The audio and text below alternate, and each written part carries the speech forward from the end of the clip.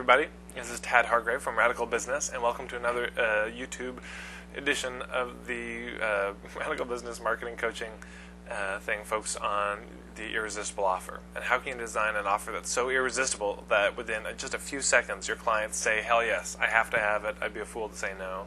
That may sound like sort of an exaggeration or a big promise, but it's possible. That's really true. And you've probably in your life experienced offers that were so compelling that you just had to have them. So there's a lot to this, but the last episode we talked about sort of in broad strokes. But now I want to talk about something that I think is pretty important. And it's this idea of standards, policies,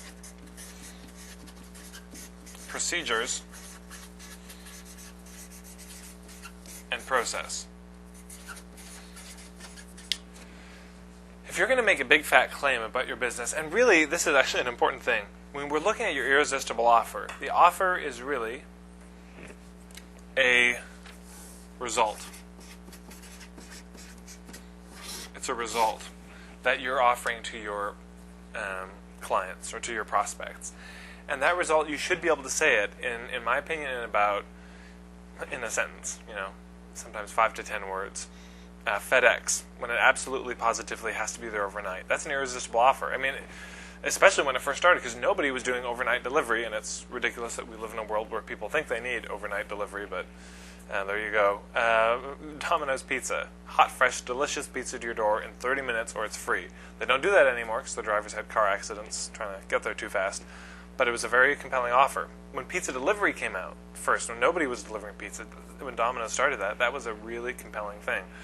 Clearasil, even though it's probably some toxic, horrible thing, and I'm not recommending their product. I was on the bus and I saw one of their ads, and their the statement was, visibly clearer skin in 3 days, guaranteed.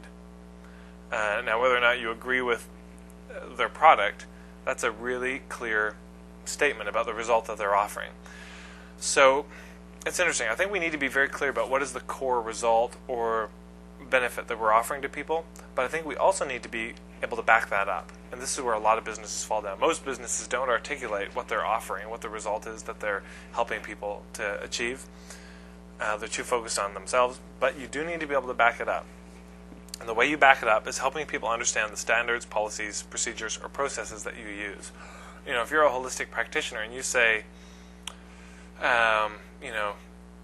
it's this superior healing method that I use, that sounds like a platitude, honestly. Nobody believes you. It sounds like, if you use a lot of kind of jargon, like,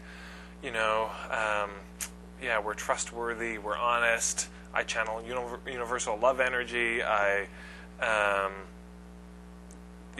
channel the energy from the ascended masters, all this stuff. I'm not knocking it, but I'm saying that people are skeptical of it, and they really want to know more about the process that you use.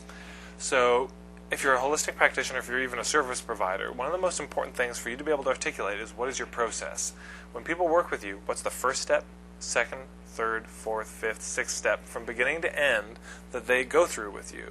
Being able to articulate and lay that out incredibly clearly. And if you can do that and it makes sense, all of a sudden this big promise you made about what you can help them do, it starts to resonate for them. It starts to make sense. It backs it up, and it lowers the risk for them. So we're looking at what are the standards, policies, procedures, processes. There's a grocery store called New Seasons. Now, they're kind of a mix of organic and conventional, very community-focused. And they have this thing called the fine print that they put on, that's sort of their standards and their policies for their store. But it's not just something that was come up with CEOs, in the top upper echelons of their business. It's something that all the employees really know and understand. It's printed on all their bags, and it's something that they all really buy into.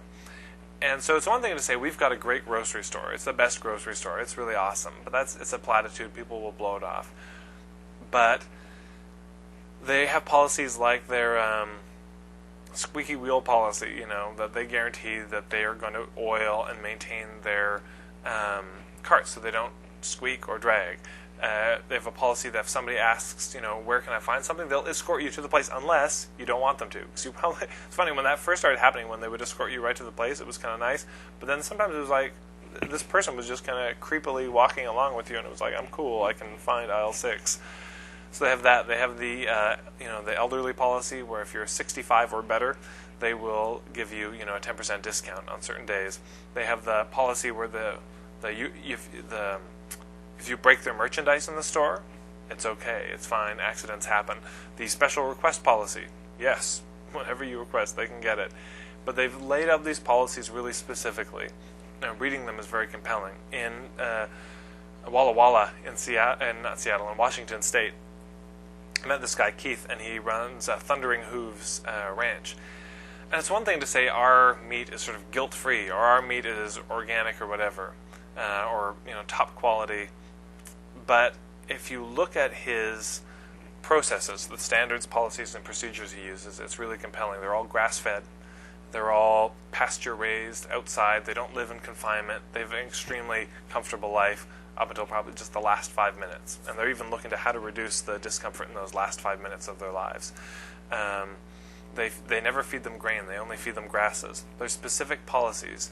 And the challenge is you probably assume that your customers and prospects know a lot more about your business and what goes into it than they do. You're probably making a lot of assumptions that they understand the amount of time or energy or expertise that's gone into your business, and they really don't understand. So it's our job to educate them. If I had to say marketing in one word, I'd say marketing is education. If I had to say in a sentence, I would say what Mac Ross said. Marketing is establishing the value beyond the immediately apparent. It's establishing the value beyond the immediately apparent. If it was immediately apparent, they'd buy from you. So that's all for right now. But again, there's going to be a link, not a link, but a website coming up that you can go check out where you can get the free download. Thanks so much for watching.